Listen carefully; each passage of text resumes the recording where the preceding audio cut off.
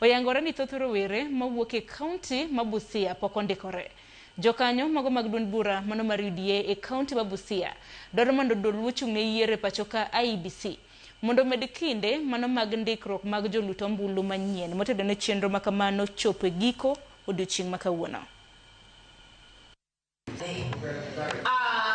For the remaining few days, and this is even a call I've made to the delegates, we need to go and mop and mobilize people who have not registered as voters to register. I know there is another window which will be coming, but we don't want to wait for that window. Let us use the opportunity that is there with us. The only way tunaenda kupata change, ni lazima tujitokeze. Hatutapata change kama tumekaa na vitambulisho zetu nyumbani.